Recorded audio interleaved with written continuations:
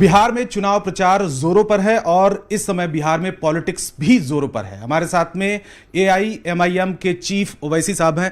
Sir, इस समय किस तरीके से देख रहे हैं बिहार चुनाव, और इस दौरान क्योंकि मैं जिस समय बात कर रहा हूं सबसे ज्यादा चर्चा मोकामा को लेकर है, कई जगहों पर मर्डर की खबरें भी आ रही हैं। किस तरीके से देख रहे हैं इस चुनाव को?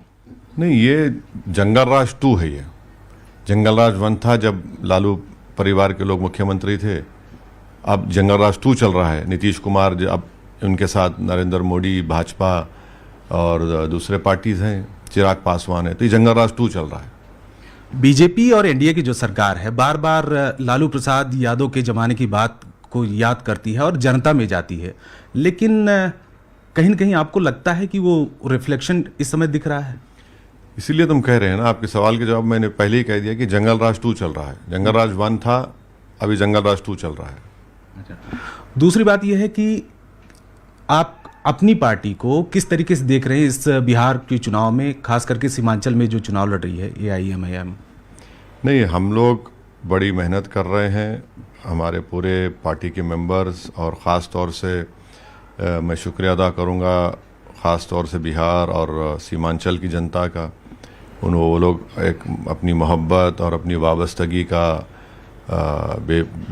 बेपनाह मुजाहरा कर रहे हैं, और हम उनके हमेशा मखरूस थे और मखरूस रहेंगे।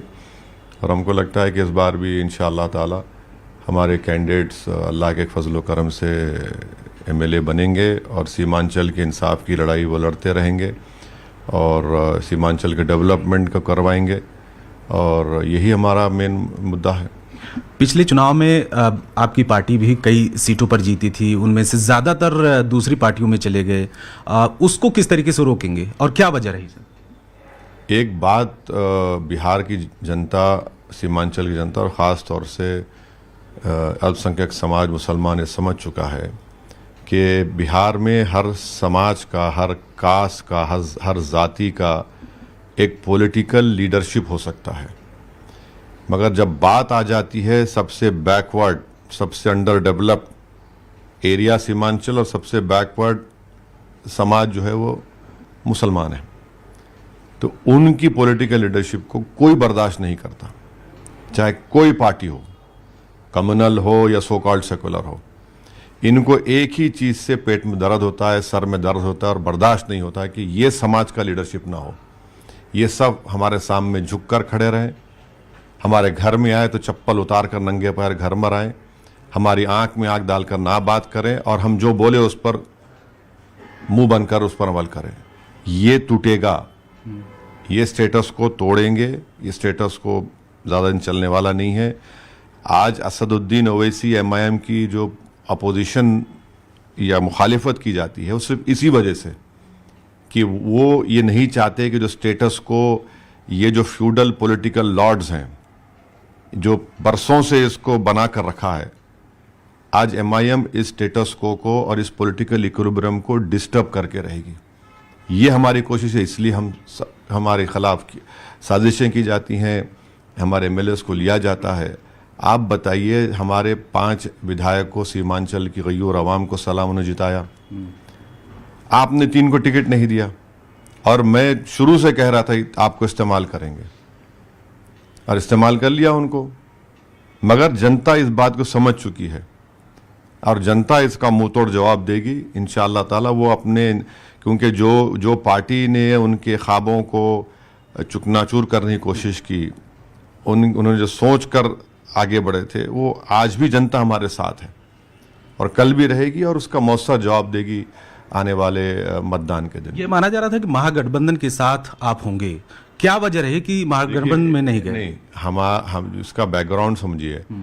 बिहार के बड़े जो मुस्लिम इंटेलेक्चुअल्स हैं, उलेमा हैं, प्रोफेशनल्स हैं, उन्होंने अख्तर अली मान साहब से मुलाकात की और कहा कि आप लोग क्यों हिस्सा नहीं बनते। तो अख्तर अली मान साहब ने कहा हम तैयार हैं। बोले नहीं, असदुद्दीन ओवैसी नहीं चाहते हैं। वो अख्तर भाई मुझसे बात की, मैंने कहा उनसे ही लिखा लीजिए, जो लिखना है, जिनको भिजाना है वो दे दे, आप साइन कर दीजिए। तो वो बड़े ताज्जुब भी करे कि तैयार है। मैं हाँ बिल्कुल। हमने लेटर लिखा इंडिया अलायंस में, खरगे साहब को लिखा, लालू प्रसाद यादव साहब को लिखा, CPI-ML के लीडर को लिखा, CPI के लीडर को लिखा, फिर बाद में मीडिया के ज़रिए से मालूम हुआ कि जो बिहार के लोकसभा लीडर ऑपोजिशन है उन्होंने कहा कि मुझे चिट्ठी नहीं मिली। हमने कहा लिखिए उनको भी और लिख दीजिए कि 6 सीट चाहिए। 6 सीट का पता 5 तो हम जीत चुके थे। किशनगंज एक बार जीते थे बाई इलेक्शन में। अब उसको राजी नहीं हुए। हमने कहा मंत्री मत दीजिए हमको, सीमांचल डेवलपमेंट काउंसिल बनाइए और कम्युनल फासिस्ट फोर्सेस को रोकिए बिहार में। अब वो तैयार नहीं है तो ठीक है, उनका फैसला है, उनको मुबारक। हम लड़ेंगे, हम लड़ते आए हैं और हमको मजा आता है लड़ने में, लड़ेंगे। नीतीश कुमार के स्वास्थ्य को लेकर और तमाम चीज़ों को लेकर आरजेडी और कांग्रेस लगातार सवाल खड़ा करती रही है और कह रही है कि एक बार चुनाव होने दीजिए, वो सीएम नहीं बनेंगे। आप किस तरीके से देख रहे हैं और क्या मानते हैं? हम शुरू से कह रहे थे, आज भी हमारी कोशिश है कि बीजेपी की सरकार ना बने बिहार में, जिसमें जेडीयू भी शामिल है। चिराग पासवान भी की पार्टी भी इसमें है, कुशवाहा साहब भी हैं, मांझी साहब भी हैं। तो अब ये इनको सोचना है, भाई आपके सामने तो हम आए थे मगर आप आसमान पे उड़ रहे थे, तो हम क्या करेंगे। अब रहा सवाल कि उनकी सेहत कैसी है, क्या है, ये उनकी पार्टी को तय करना है। और हमारा मानना है कि अगर हर इंसान को अगर अल्लाह जिंदा रखता है तो सब बूढ़े होंगे। मगर आज की राजनीति में ज़रूरी है कि जो चुनाव लड़ रहा है, आपको एग्जाम्पल देते हैं हम, अमौर से अख्तरुल ईमान साहब के खिलाफ जो कैंडिडेट है जनाब मस्तान साहब, वहीं के लोग कह रहे हैं कि जब से चुनाव शुरू हुआ है नॉमिनेशन के बाद, वो बेचारे 3-4 मरतबा अस्पताल जाकर आ गए। तो ये तो नाइंसाफी है ना वोटर्स के ऊपर। क्योंकि अगर आप जिसको कैंडिडेट समझ रहे हैं तो वो ज़रूरी है कि वो सेहतमंद भी हो और मेंटली अलर्ट भी हो। अगर वही बीमार पड़ जा रहा है, हम तो दुआ करते हैं कि मस्तान साहब को वो ठीक रहें, मगर जनता के दरमियान तो ये बात चल रही है, अमूर की जनता के दरमियान में कि अरे भाई ये तो क्या हो रहा है। तो जाहिर है आज की पॉलिटिक्स और 25-30 साल पुरानी पॉलिटिक्स फ़र्क है। तो जितना आप सेहतमंद रहेंगे, एक्टिव रहेंगे, क्योंकि आज की राजनीति बड़ी चैलेंजिंग है। लोग फ़ोन करते हैं, लोग मुलाकात करना चाहते हैं, लोग फ़ौरन काम करवाना चाहते हैं और आप लोग चाहते हैं कि आप वहाँ पर पहुँचे, यहाँ पर पहुँचे। अब मस्तान साहब अभी से अगर बेचारे सेहतमंद नहीं हैं तो फिर चुनाव में 8-10 दिन भी बाकी हैं। तो ये सब चीज़ें हैं। मगर अगर नीतीश कुमार साहब की सेहत अच्छी नहीं है तो हमारी नेक तमन्ना है वो सेहतयाब हो जाए। अब ये फैसले तो इंटरनल पार्टीज को करना पड़ता है। जब आपका जिक्र होता है या आपकी पार्टी का जिक्र होता है तो बार बार जो विपक्ष की पार्टियां हैं, चाहे आरजेडी हो, कांग्रेस हो, वो कहती है कि बी टीम है और बीजेपी को भी फायदा पहुंचाते हैं आप लोग। अरे छोड़िए ना, ये जो नाश न जाने तो आंगन टेढ़ा बोलते हैं, ये कहावत है। तो बस वही है इनका मामला। अब क्या कब तक बोलेंगे भाई। 3 मरतबा प्रधानमंत्री मोदी बन गए, हमारी वजह से बने हैं। कभी गिरेबान में अपने झांक कर तो देखिए, इतना अहंकार, इतना गुरूर ठीक नहीं है। हमारी वजह से बताइए तो लगाइए एक डिबेट, आ जाते हैं हम 6 मिनट में उनको भगा देंगे हम।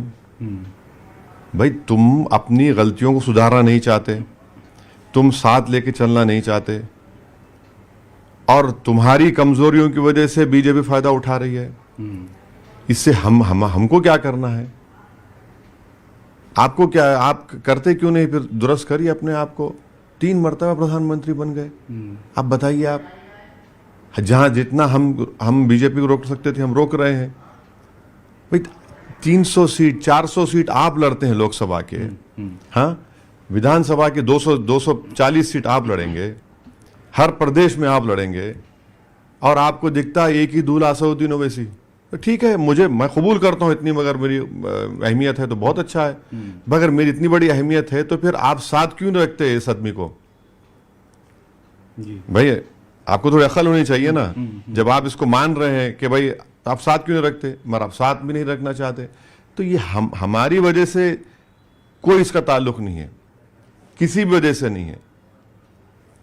गलती जहां है वहां नहीं देखना चाहते, ये उनकी गलती है। अब इतने अगर वो अहंकार का शिकार हो गए, देखिए इंसान बड़ा होना ये होना अलग बात है, मगर अगर इंसान में बात पैदा हो गई कि मैं सब कुछ हूँ, तो फिर उसका इलाज नहीं है किसी के पास। प्रशांत किशोर आपको लेकर टिप्पणी कर रहे हैं, हालांकि उनका तो पहला चुनाव है, इसमें पार्टी अभी हाल फिलहाल में बनी है, कि कह रहे हैं कि भैया बिहार क्यों आ गए।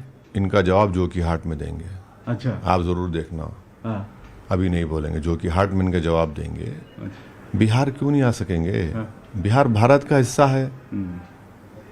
ये तो फ्यूडलिज्म की थिंकिंग है ना, ये तुम यहाँ क्यों आए, हमारा इलाका है। क्या बात है भाई, खत्म हो गया, राजा रजवाड़े खत्म हो गए, या आप लोग नए राजा हैं क्या? नहीं, यहाँ क्यों आ रहे, वहां क्यों आ रहे, क्या बात है ये? आपके इससे क्या मालूम होता है कि आपकी एक फॉरवर्ड कास्ट की थिंकिंग, आपकी एक फ्यूडलिस्टिक थिंकिंग सामने आती है। यहाँ क्यों आ रहे, क्यों नहीं आएंगे? किसी के बाप का इलाका थोड़ी है, ये प्राइवेट प्रॉपर्टी है, देश का हिस्सा है। यहाँ पे तारीख रही है, यहाँ के बुजुर्गों ने हमारे अंग्रेजों के खिलाफ लड़ाई लड़ी। यहाँ के बिहार के बड़े बड़े मुस्लिम नेता थे जो जिना के पैगाम को ठुकरा दिया। क्यों नहीं आएंगे? यहाँ पर नाइंसाफी हो रही है, सीमांचल में अंडर डेवलपमेंट है, जमीन कटाओ, नदी कटाओ, यहाँ के बच्चों के लिए स्कूल नहीं है, तालीम का, शिक्षा का इंतज़ाम नहीं है, हेल्थ का इंतज़ाम नहीं है, इतनी सब नाइंसाफ़ी है। तो इंसान हूँ, मेरा दिल तकलीफ होती है, इसलिए आ रहा हूँ, 11 साल से आ रहा हूँ और ज़िंदगी बाकी रह आता रहूँगा। तो किसी के बोलने से मेरे को कुछ फ़र्क नहीं पड़ता, और जितना ये बोलेंगे उतना और हौसले अज़म के साथ आगे जाऊँगा। अगर मैं आपसे कहूँगा कि भाई आप काम मत करिए, कोई रुकेगा क्या? बोलिए, काम तो करना है ना आपको। तो यही तो हम इसी मेंटालिटी के खिलाफ हमारी लड़ाई है। इस मेंटालिटी को हम तोड़ेंगे। ये जो बोल रहे हैं ना क्यों आए, बराबर आएंगे, और तुम्हारे जहन में ये जो फ्यूडलिस्टिक थिंकिंग है, चाहे किसी पार्टी के नेता की हो, वो खत्म होगी। सर आप क्योंकि आंकड़ों की बात करते हैं बार बार, तेजस्वी यादव ने कहा है कि हर घर में सरकारी नौकरी देंगे। क्या आपको लगता है कि ये पॉसिबल है, या फिर जनता को वोट के लिए इस तरीके से वादे किए जा रहे हैं? नहीं, आपको जरा 1 मिनट दीजिए, मुझे मेरा फोन खोलने दीजिए। ये बिहार विधानसभा में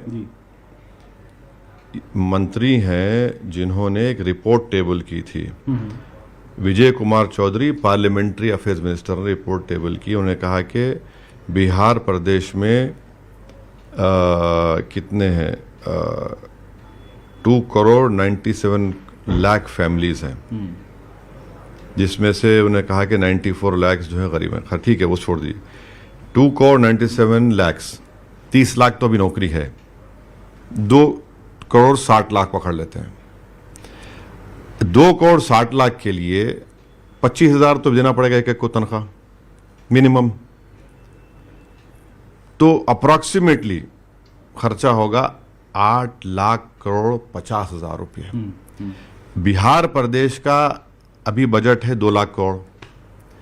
अब आ जाइए, ये कह रहे हैं एनडीए वाले हम 1 लाख जॉब देंगे। अच्छा चलिए, आप 1 लाख जॉब देंगे, 25,000 से पकड़ लीजिए। 2 लाख करोड़ का जब ये है, तो कम से कम 4 लाख करोड़, अप्रोक्सीमेटली 4 लाख करोड़ कहां से आएंगे भाई? एनडीए सरकार से हम पूछ रहे हैं कि जो आप पैसे दे रहे हैं 10,000 रुपए, चुनाव के बाद बंद हो जाएंगे, आपसे कह रहे हैं। आप स्टोरी करेंगे, आपके चैनल पहले आप स्टोरी करेंगे कि पहले पैसे नहीं आ रहे, फिर आप बोलेंगे देर से आ रहे हैं, उसके बाद स्टोरी आएगी कि नंबर बहुत कम हो गए। भाई 2 लाख करोड़ एक स्टेट का बजट है, और सीएजी की रिपोर्ट ये कह रही है कि करीब 15,000 करोड़ तो खाली इंटरेस्ट पेमेंट में गए। सीएजी की रिपोर्ट ये भी कह रही है कि जो आप लोन लिए उसमें कैपिटल एक्सपेंडिचर सिर्फ आप 20% 22% कर रहे हैं, और माँ बाप की पुराना लोन अदा कर रहे हैं। तो जो खर्जा बढ़ेगा वो कौन अदा करेगा? बिहार की जनता अदा करेगी, आज जो जिंदा है, जो आने वाली कल की जनता वो अदा करेगी, और उसकी बाद नस्ल अदा करेगी। तो ये आप बड़े दिलफरेब झूठे वादे करते हैं, उसके बाद जनता को भूल जाते हैं। अब महाराष्ट्र का मिसाल ले लीजिए, वहां पर भी इसी तरह स्कीम थी, वो लाड़की बहना बोल, अब नंबर कम हो गया वहां पर। तो ये रियलिटी की बात क्यों नहीं करते? चाहे वो तेजस्वी यादव हो या फिर आपके वो हो एनडीए हो। आपका बजट कितना है, आपका इनकम कितना, रेवेन्यू कितना है, और फिर आप ये सब वादे कर रहे हैं। दूसरा सर ये क्योंकि आपने सीएम और डिप्टी सीएम की बात किया, और आप कम ही सीटों पर चुनाव लड़ रहे हैं, तो ऐसे में कितना ज्यादा पॉसिबल होगा कि सीएम बन जाए? हमारा जीडी अलायंस है। हम लोग मेरे ख्याल से 27-28 सीट पर लड़ रहे हैं। चंद्रशेखर आज़ाद रावण साहब की पार्टी आज़ाद समाज पार्टी वो भी 20-22 सीट पर लड़ रही है। स्वामी प्रसाद मौर्य साहब 4 सीट पर लड़ रहे हैं। हमारी पूरी कोशिश है और हमारा बोलना ये है कि जब मल्लाह का बेटा उप मुख्यमंत्री हो सकता है तो मोहम्मद और अब्दुल्ला का बेटा क्यों नहीं उप मुख्यमंत्री हो सकता है? क्यों उप मुख्यमंत्री? उप मुख्यमंत्री तो कॉन्स्टिट्यूशनल पोस्ट ही नहीं है, वो तो संवैधानिक पोस्ट ही नहीं है। तो संवैधानिक पोस्ट है मुख्यमंत्री का, उस पे एम करिए।